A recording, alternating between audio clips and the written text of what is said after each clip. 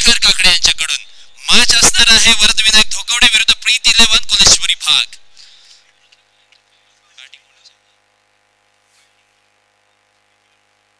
प्रीत 11 भाग संघ फलंदाजीच्या भूमिकेत आपल्याला पाहायला मिळतोय. चलिए आए हुए तमाम क्रिकेट के दीवानों का तहे दिल से इस्तकबाल करता हूं, वेलकम करता हूं सभी का इस प्रीमियर लीग में स्वागत करता हूं. पहली गेंद इस मैच की, शॉर्ट पिच गेंद, क्या बढ़िया गेंद डाली थी. गेंद का टप्पा, गेंद की गति, इस संभ्रम में गिर गए थे बल्लेबाज. बल्लेबाज का नाम जरूर बताएंगे. अनिकेत और जीतू की जोड़ी मैदान में बल्लेबाजी करने के लिए आई है. पहले सत्र का खेल जारी है गेंदबाजी करने के लिए. प्रीतेश गेंदबाजी की मोर्चा कगार और वरदविनायक धोकवड़े की जानिब से पहली ओवर डालने के लिए तैयार है. Right and over the wicket से पहले बिंदी गेंद, दूसरी गेंद, ये गेंद पुल किया है पर डिक्लेयर जोन में जाएगी. अच्छा शॉट खेला था, ज्यादा से ज्यादा बॉल की गति बढ़ाना चाहते थे. क्लोज टू द बॉडी गेंद खेल दिया था बल्लेबाज ने, अनिकेत ने, और इसी के द्वारा मिल गई है 1 रन. श्री गणेशा हुआ है रनों का पहली रन स्कोर कार्ड के ऊपर अर्जित होती हुई. दूसरी गेंद पर तीसरी गेंद, शॉर्ट पिच गेंद, ये भी गेंद देखिए जानिए, और घोषित क्षेत्र में जाती हुई ये गेंद.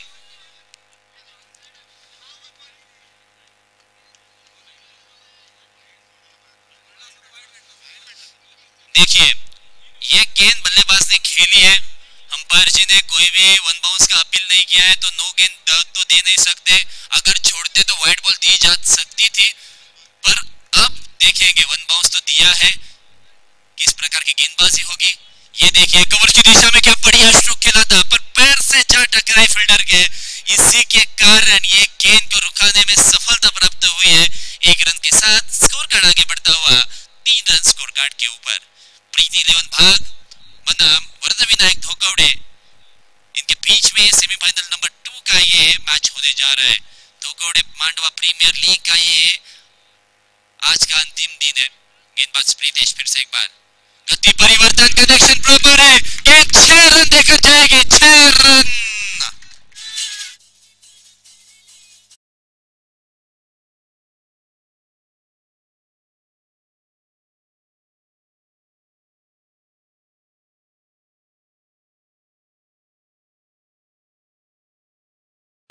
पहले ही गेंद पर 6 रन जड़ दिए हैं, तो नीरज भगत के जानिब से इन्हें 200 रुपए का इनाम दिया जाएगा. 6 रन के साथ 9 रन स्कोर कार्ड के ऊपर. अंतिम कुछ ही गेंदों का खेल बाकी है.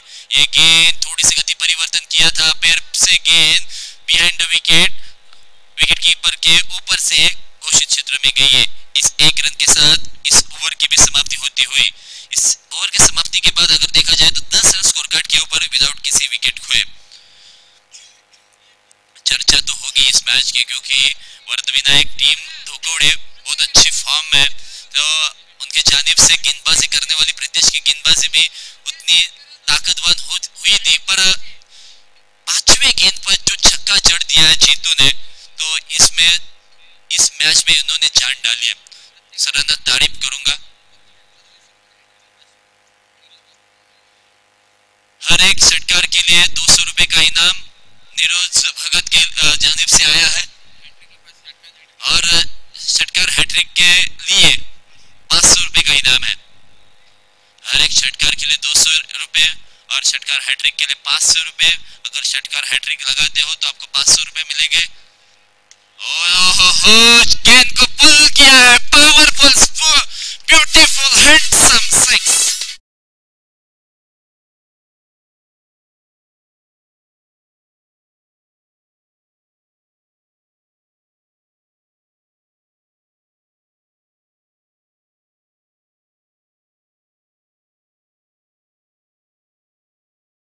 हैट्रिक के लिए 300 रुपए का इनाम. चलिए ये देखिए गेंद बैट का एज लेकर बिहाइंड द विकेट गेंद ट्रैवल होती हुई, और इस 1 रन के साथ स्कोर कार्ड आगे बढ़ता हुआ एक अशुभ अंक में गया है score card 17 run score card के ऊपर. देखिए वक्त लगा तो वक्त बनाने खुदा की, लोग तरस जाएंगे आपको अपना बनाने में. क्या बढ़िया स्ट्रोक खेला है. आते ही अनिकेत ने जो छक्का जड़ दिया है, गेंदबाज को थोड़ा सा संभ्रम में डाला है. कुंदन तोड़नकर का आगाज हो चुका है गेंदबाजी करने के लिए. पहली गेंद पर छक्का जड़ने के बाद अच्छा कमबैक है. पहला गेंद बॉडी पर डाला, उसके बाद गेंद आउटसाइड ऑफ स्टंप डाला और उसी का फायदा उन्हें इस गेंद पर मिलता हुआ। 17 रन स्कोर कार्ड के ऊपर, कोई भी विकेट नहीं है। Without loss 17 run on the scoreboard. Second over in progress, 3 over का ये फॉर्मेट। हल्के हाथ से इस गेंद को खेल दिया है, ग्राउंड स्ट्रोक खेला है कारपेट के आधार से। लॉन्ग ऑफ में खिलाड़ी वहां मौजूद है। अगर देखा जाए नीलेश दा तो जो सीधी बाउंड्री है वो ज्यादा नजदीक है, इसलिए बल्लेबाज ज्यादा से ज्यादा प्रयास करते कि सीधे बल्ले से खेले। Mid wicket, square of the wicket खेलने का प्रयास ज्यादा नहीं हो रहा है और उसी के कारण गेंदबाजी में अब बदलाव गेंदबाज को करने पड़ेंगे। किस प्रकार की गेंदबाजी होगी? शायद स्लोअर वन। यस, पर कनेक्शन प्रॉपर है, middle of the bat, so beautiful, so elegant, just looking.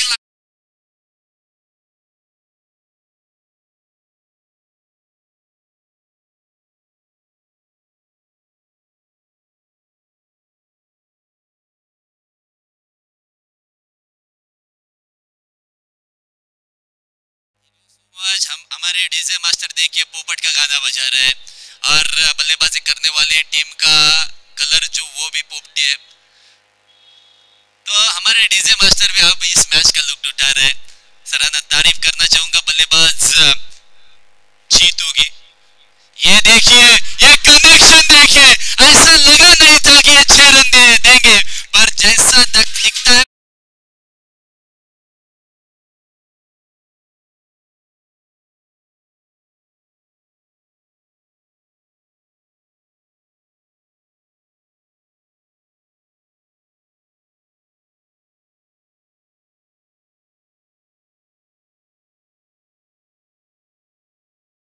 की बरसात होगी। रनों की संख्या हो चुकी है 30 रन स्कोर कार्ड के ऊपर।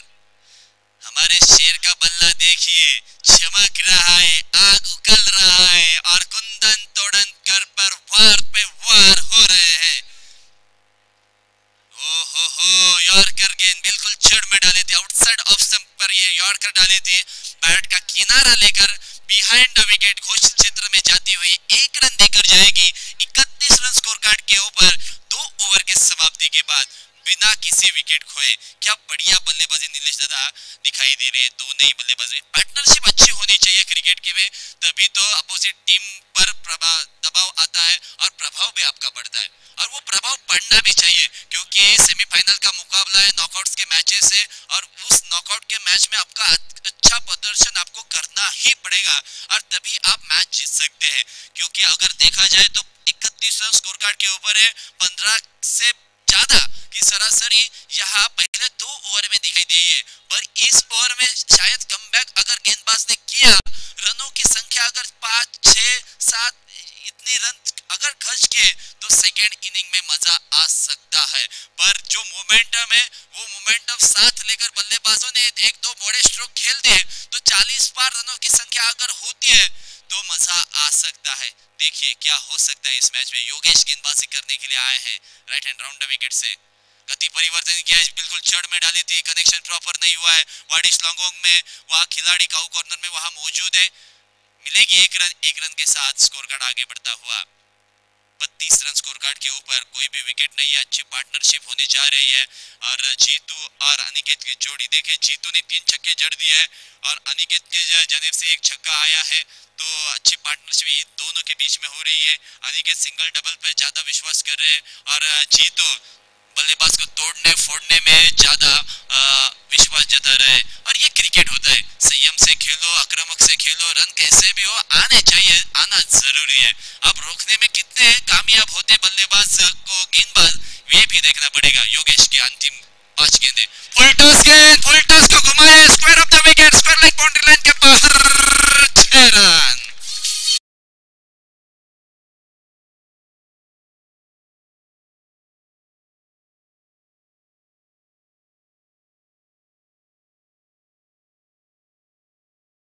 एक बार जोरदार तालियां बजाएं जीतू के लिए क्योंकि उम्र इनकी 45 साल है और नौजवान की तरह दौड़ रहे हैं, उधल रहे हैं, अपने रनों की बरसात कर रहे हैं। क्या बढ़िया बल्लेबाजी।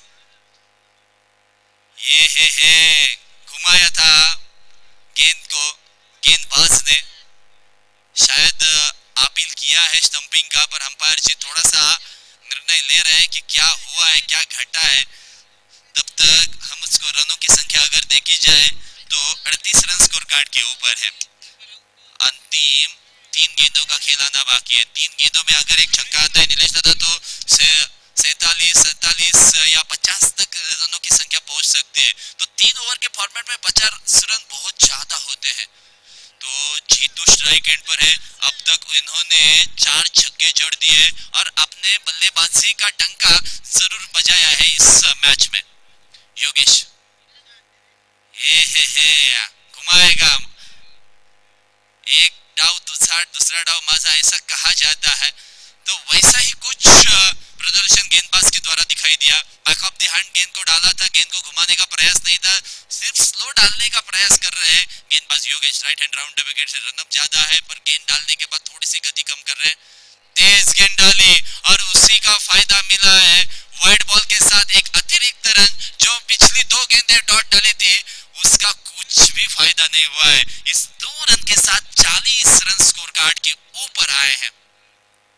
40 रन 18 गेंदों का एक सत्र रहेगा क्योंकि 3 ओवर का फॉर्मेट है और एक मैच है सेमीफाइनल की, वो भी खेलनी पड़ेगी। देखिए फिर से एक बार गेंद को घुमाने की चाहत, बल्लेबाज को मजबूर किया था इस गेंद को खेलने के लिए और बीट करने में कामयाब हुए गेंदबाज। इस 1 रन के साथ स्कोर कार्ड आगे बढ़ता हुआ 41 रन स्कोर कार्ड के ऊपर आए हैं। लहू के आग में जलाना है मुझे और पूरी दुनिया को कुछ कर दिखाना है मुझे, ऐसे अक्सर कहा जाता है। पर जीतू जैसा बल्लेबाज किस प्रकार बल्लेबाजी खराब करेगा ये भी देखना पड़ेगा क्योंकि पिछले गेंद पर बहुत खराब गेंदबाजी हुई है। ये भी गेंद शॉट देखिए, अलग तरीके से गेंदबाजी का प्रयास किया है। वहां देखिए 1 रन को कन्वर्ट किया 2 रनों में। चीते की चाल और बाज की नजर और जीतू और अनिकेत के रन पर कभी संदेह नहीं करते। 2 रन के साथ स्कोर कार्ड आगे बढ़ता हुआ तीसरे रन पर रन आउट हो चुके हैं, इसलिए 43 रन स्कोर कार्ड के ऊपर है और जीतने के लिए 44 रनों की जरूरत है। 44 रन चाहिए 18 गेंदों में। अब ये जो टारगेट है इसके ऊपर किस प्रकार गौर किया जा सकता है। 3 ओवर में 44 रन या 18 गेंदों में 44 रन, ये बताने के लिए माइक्रोफोन पर आमंत्रित किया जा रहा है अलीबाग का बुलंद आवाज नीलेश दादा ठाकुर के। धन्यवाद कपिल। मी पुढच्या सामन्यासाठी इन्व्हाइट करेन नाणेफेकीसाठी नितीश कडू पुरस्कृत धोकोडे नंबर 2 विरुद्ध सुशांत म्हात्रे पुरस्कृत कोलेश्वरी भाग, दोन्ही संघाच्या संघनायकाला विनंती आहे आपण नाणेफेकीसाठी पॅनलपाशी यायचं आहे। नितीश कडू पुरस्कृत धोकोडे नंबर 2 आणि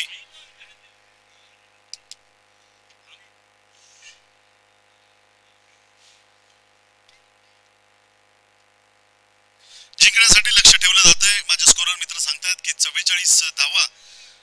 पाहूया मगासारखाच हा सामना निश्चितच अगदी हृदयाचे ठोके कुठेतरी चुकवणारा ठरेल याच अपेक्षेने आपण सर्व रसिक प्रेक्षक या सामन्याकडे पाहणार आहोत, कारण गेल्या 2 दिवसांपासून आपल्याच माध्यमातून या स्पर्धांचं आयोजन केलं जात आहे। एका आगळ्या पद्धतीने शिस्तबद्ध पद्धतीने हे आयोजन होताना निश्चितच आनंद वाटतोय, कारण बऱ्याच अंशी जर पाहिलं तर आताचे खेळाडू आपल्या इकडचे तिकडचे खेळाडू जर पाहिले तर केवळ आणि केवळ आपण कोणतरी मैदानामध्ये मोठे आहोत या आविर्भावात वावरताना दिसत असतात, परंतु धोकोडे मांडवा प्रीमियर लीगच्या निमित्तानं प्रत्येक खेळाडूंनी दिलेला सहभाग किंवा कॉन्ट्रीब्युशन किंवा सहकार्य हे निश्चितच वाखाणण्यासारखं आहे। कारण आपणच आयोजक आहोत, आपणच खेळाडू आहोत, आपणच संयोजक आहोत, आपणच स्वयंसेवक आहोत आणि आपणच पंच आहोत। या संकल्पनेतून ही स्पर्धा इथे यशस्वी होताना आपण पाहतोय। या स्पर्धेच्या निमित्तानं ज्यांनी आम्हाला या स्पर्धा यशस्वी होण्यासाठी सहकार्य केलं त्या सर्वांचं निश्चितच धोकोडे मांडवा प्रीमियर लीग हे आभारी असेल। या स्पर्धेसाठी कैलासवासी मातोश्री लक्ष्मीबाई बाळू म्हात्रे यांच्या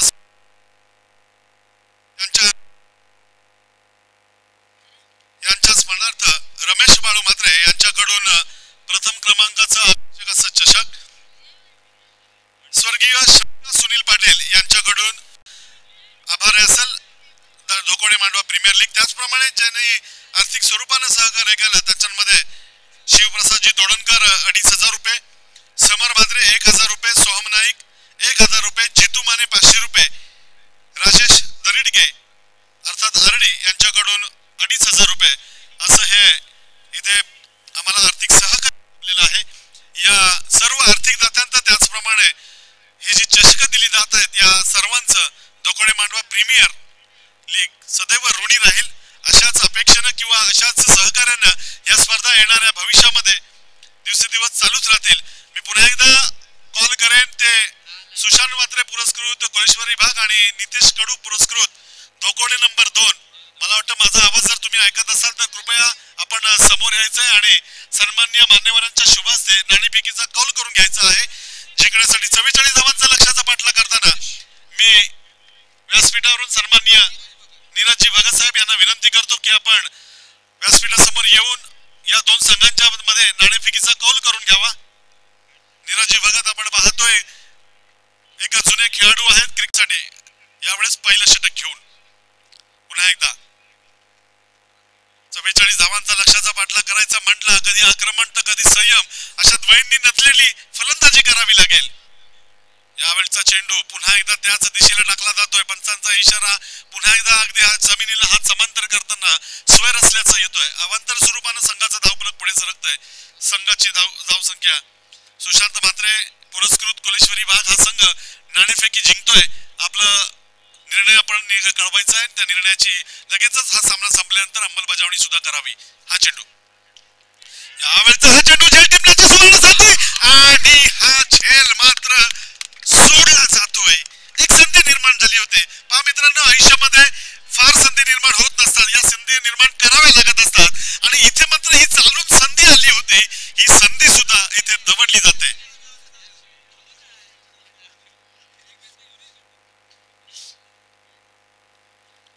चौकारानंतर मात्र इथे मात्र जीवनदाना सोबतच जखमेवर ज्याप्रमाणे मीठ चोळावं ना अगदी तसंच कृत्य इथे मैदानामध्ये घडतंय. झेल तर झेल टिपला, पुन्हा एकदा संधी निर्माण होते. यावेळेस मात्र चुकी नाही आणि कुंदन तोडणकरला इथे मात्र जीवनदान मिळत.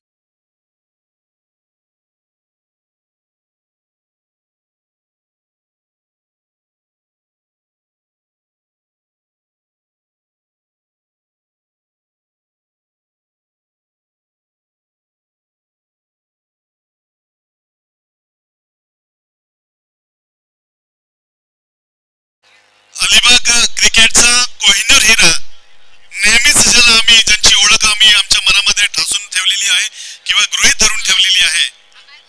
लिजेंडरी क्रिकेटर सन्माननीय राजूदादा कोलगावकर अर्थात राजू म्हात्रे इथे उपस्थित झालेले आहेत. मी आपला सन्मानपूर्वक विनंती करतोय की आपण व्यासपीठावर येऊन आसनस्थ पाहुण्यांच्या समेत प्रत्येक कॅचला 200 रुपयाचा पारितोषिक. ओके, हा झेल टिपल्याबद्दल 200 रुपयाचा पारितोषिक नीरज भगत यांच्या माध्यमातून देण्यात येतोय. सिद्धार्थ म्हात्रे यांच्याकडून दिलं जातंय. त्याचप्रमाणे नीरज भगत यांच्याकडून सुद्धा दिलं जातंय. पाहूया पुन्हा एकदा रुपेश डाव्या हाताचा फलंदाज आदित्यसाठी यावेळचा चेंडू वळून मारण्याचा प्रयत्न. बराच काळ चेंडू हवेमध्ये राहिल्यानंतर मात्र केवळ आणि केवळ क्षेत्ररक्षक झाला प्रेक्षक. चेंडू सीमारेषेच्या पलीकडे 6 धावांसाठी.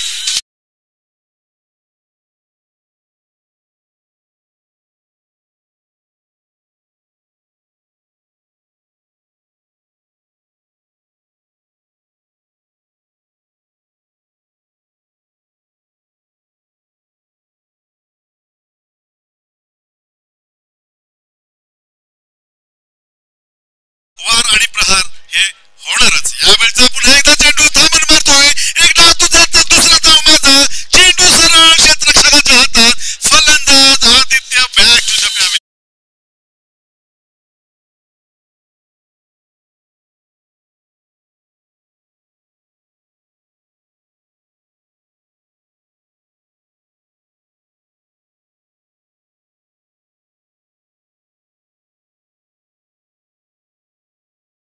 होईल.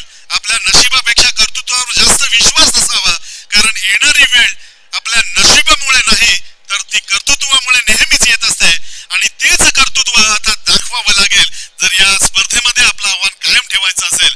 आदित्यने ते धाडस केलं होतं. एक षटकार लागवल्यानंतर पुन्हा एकदा त्याच दिशेने मारण्याचा फटका केला,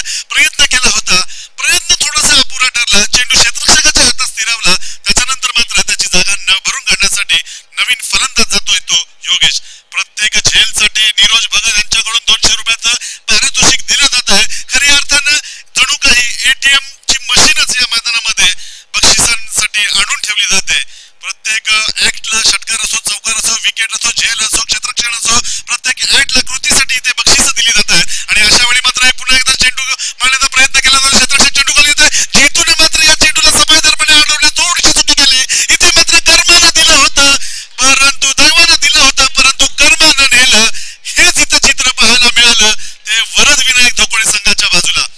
निश्चितच आमच्या विनंतीला सन्मान देताना मगाशी मी ज्याप्रमाणे उल्लेख केला, अलिबाग क्रिकेटचा कोहिनूर हिरा खऱ्या अर्थानं ज्यानं अनेक मैदानं गाजवली, आपल्या पंचक्रोशीतील एक असं नाव ज्याने खऱ्या अर्थानं क्रिकेटला न्याय दिला, खऱ्या अर्थानं तुमच्या आमच्या मनामध्ये क्रिकेटची ओळख निर्माण करून दिली, नवे नवे तर त्या क्रिकेटविषयी प्रेम आवड निर्माण करून दिली, असे सन्माननीय आदरणीय राजूदादा म्हात्रे यांचं या व्यासपीठावर शुभ आगमन झालेलं आहे. मी धोकोडे मांडवा प्रीमियर लीगच्या वतीनं सर्वप्रथम शब्द सुमनांनी सहर्ष त्यांचं स्वागत करतो. त्याचप्रमाणे ज्या कोणी दुचाकी वाहनधारकांनी आपल्या गाड्या किंवा दुचाकी वाहनं जर रस्त्यामध्ये ठेवली असतील तर वाहतुकीला अडथळा होणार नाही याची आपण खबर देतो. पुन्हा एकदा रुपेश पहिल्या षटकामध्ये गोलंदाजी करत असताना पाहूया कशा पद्धतीने हा खेळ पुढे रंगतोय. सुरुवातीचे 2 चेंडू वाईड बॉल गेल्यानंतर मात्र चौकार येतोय, त्याच्यानंतर विकेट, त्याच्यानंतर षटकार, त्याच्यानंतर विकेट, त्याच्यानंतर मात्र 1 धाव आणि रनआउट. असं हे चित्र आपण मैदानामध्ये पाहतोय. पुन्हा एकदा यावेळचा चेंडू जोरदार प्रहार हेलिकॉप्टर पद्धतीने खेळण्याचा प्रयत्न. चेंडू आणि बॅटचा नीटचा समन्वय होत नाहीये. सासूसुनेच्या या भांडणामध्ये अखेर जीत कोणाची तर सांगायला झाला इथे मात्र पराभव हा नवरोबांचाच होत असतो. अशा वेळी जर पाहिलं तर क्रिकेटचा विजय इथे झाला असंच म्हणावं लागेल. गोलंदाजाने चांगला चेंडू टाकला होता, जोरदार मारण्याचा प्रयत्न फलंदाजाने केला. चेंडू बॅटच्या इनर एजला लागताना घोषित जागेमध्ये गेला. अशा प्रकारे एकच धाव मिळाली संघाला. संघाची धावसंख्या मात्र एका धावेने पुढे सरकली.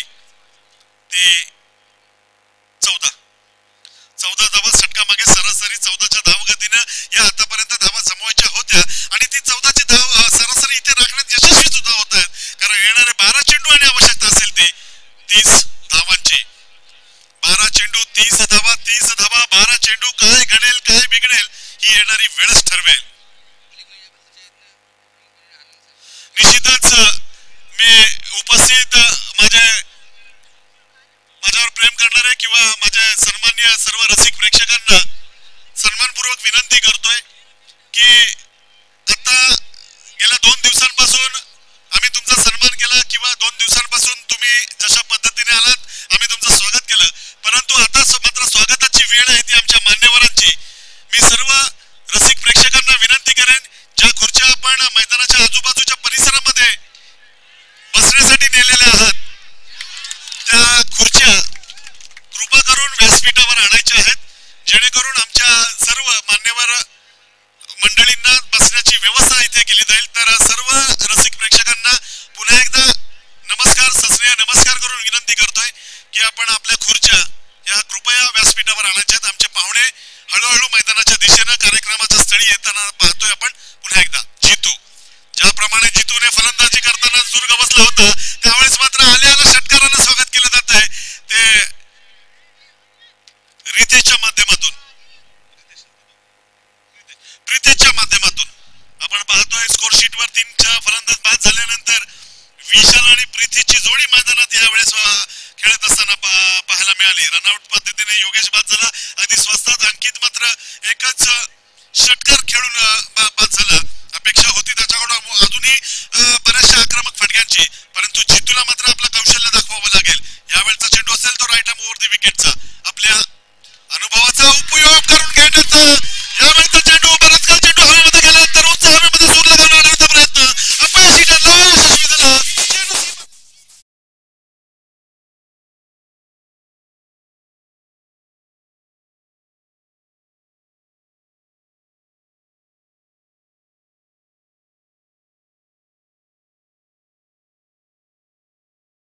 समीकरण बदललं, चिंतेचं वातावरण जितूच्या डोक्यावर चेहऱ्यावर पाहायला मिळालं.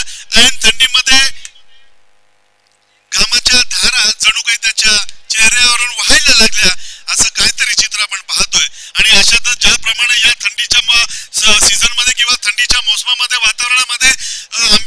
झाडाला मोहर यावा आणि ज्याप्रमाणे आमचा आंबा बागायतदार सुखी व्हावा असंच काहीतरी चित्र भरत विनायक धोकोडे या संघाच्या पाठीराख्यांमध्ये आपण पाहतोय. पुन्हा एकदा Jitu right arm over the wicket. यावेळचा हा चेंडू मारण्याचा प्रयत्न, चेंडू मात्र मिस टायमिंग होतोय. दोन क्षेत्ररक्षक चेंडू खाली येतात, पाणी काय होत आहे आणि एक चांगली रनिंग कॅच इथे पाहायला मिळाली आणि झंझावात आपण वाहताना पाहत होतो.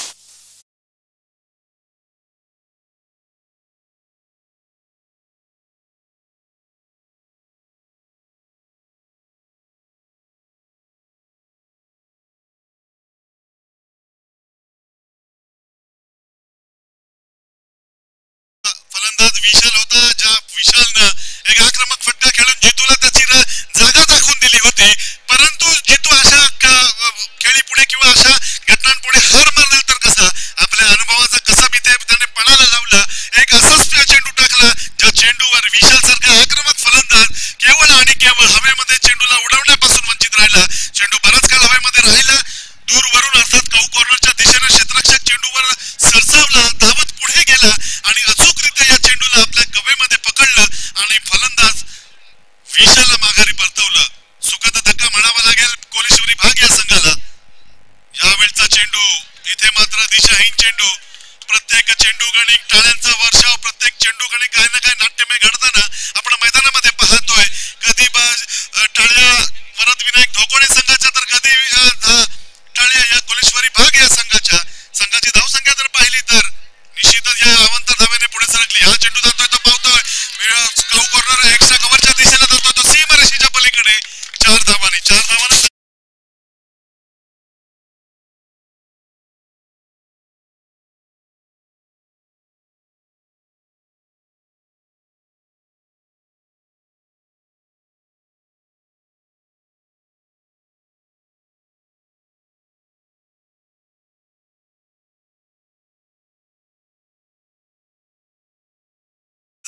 आव्हान आहे.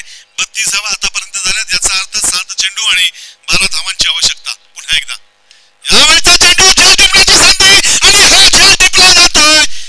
Is that catch of the match होऊ शकेल का? निश्चितच हा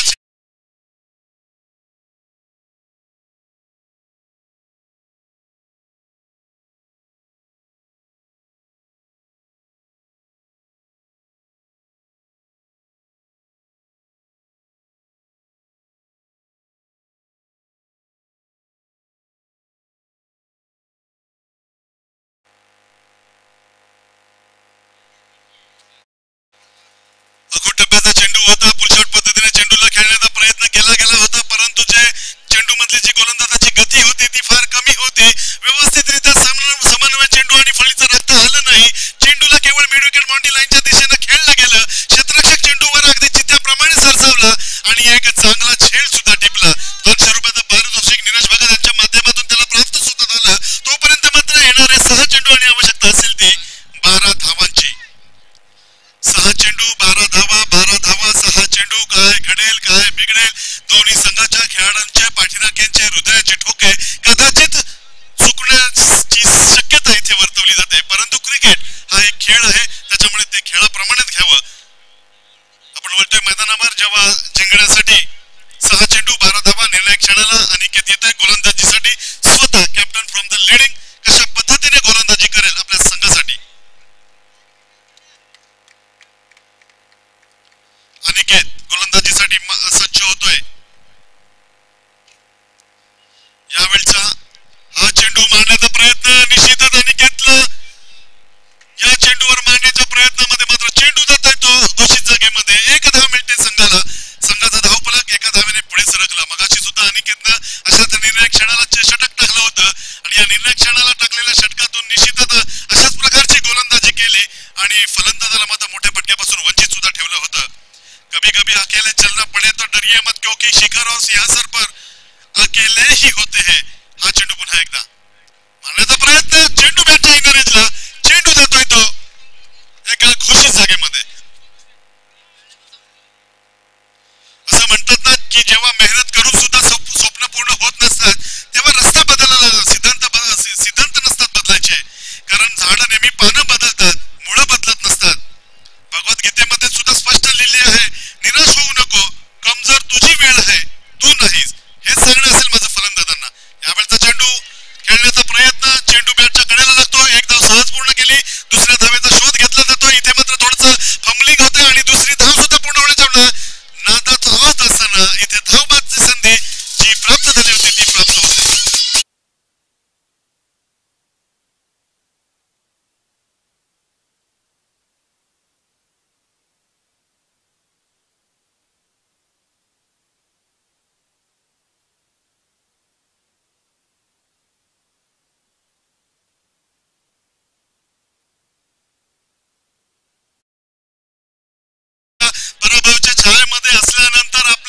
एका सर्वसामान्य खेळाडूने एखाद्या विजयाच्या अशा दिशेनं एखादं केलेली कामगिरी आणि त्याची केलेली वाह म्हणजे क्रिकेट असतं किंवा संघ अगदी विजयाच्या उंबरठ्यावर असताना एका खेळाडूंकडून झालेली चूक किंवा क्षेत्ररक्षकाने केलेली चुकी आणि त्याला मिळालेल्या शिव्या म्हणजे क्रिकेट असतं.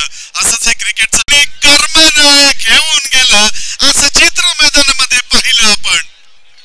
पंच यात धावा किती आहेत त्या सांगायच्या आहेत? एकच धावा आहे. ओके,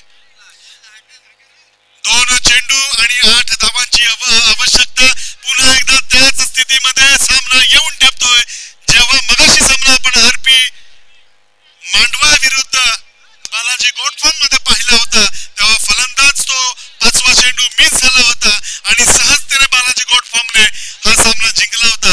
यावेळेस मात्र संघ वेगळे आहेत, खेळाडू वेगळे आहेत. दोन्ही संघांच्या खेळाडूंच्या हृदयाचा आवाज कदाचित तर असा नसावा. निश्चितच हृदयाचे ठोके हे असेच असतात आणि ते ठोके कदाचित वाढताना सुद्धा आपण पाहतोय. अनिकेत, यावेळचा चेंडू आला तर कार्पेट चेंडूला खेळला जाते, एकदा धाव केली जाते. इथे मात्र चेंडू आणि चौकार.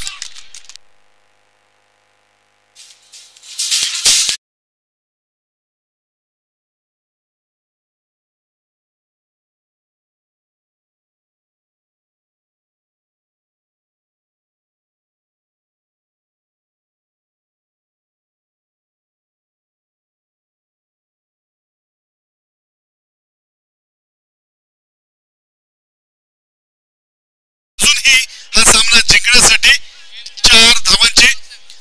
पुन्हा एकदा मी स्वयंसेवक जे आहेत त्यांना विनंती करतो की आपण चौफेर राहायचं आहे. एका निर्णायक क्षणाला हा सामना येऊन ठेपलेला आहे. येणारा 1 चेंडू आवश्यकता आहे ती 4 धावांची. पहा काय घडेल काय बिघडेल. नाट्यमय रूपांतर इथे मैदानामध्ये घडताना पाहतोय.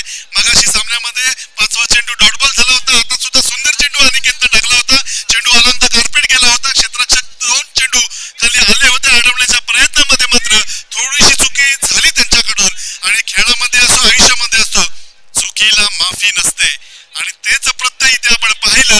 चेंडू सीमारेषा पार होता झाला. चौकारानंतर मात्र समीकरण बदललं गेलं. एका चेंडूमध्ये आवश्यकता आहे ती 4 धावांची. हृदयाचे ठोके तो आवाज कदाचित वाटताना आपण पाहतोय. पाहूया येणारे 1 चेंडू जिंकण्यासाठी 4 धावांची आवश्यकता. हे ठोके वरद विनायकचे आहेत की हे ठोके कोलेश्वरी भाग संघाचे आहेत? आठवावा लागेल कोलेश्वरी भाग संघाला, त्यांच्या कोलेश्वरी मातेला, आणि आठवावा लागेल वरद विनायक संघाला श्री गणरायाला. दोघांनी प्रार्थना समसमान केल्या. आता कोणाची प्रार्थना श्रेष्ठ ठरते ही येणारी वेळच ठरवेल. इथे मात्र चेंडू उंच हवेमध्ये क्षेत्ररक्षक चेंडू खाली येतोय आणि फलंदाज यावेळेस मात्र या हृदयाच्या ठोक्यानिशी मैदानाच्या बाहेर जातोय. कोलेश्वरी भाग हा संघ या सामन्यामध्ये निर्विवादपणे आपलं वर्चस्व सिद्ध करतोय आणि जी प्रार्थना कोलेश्वरी माते चरणी केली होती त्या प्रार्थनेला मात्र इथे निश्चित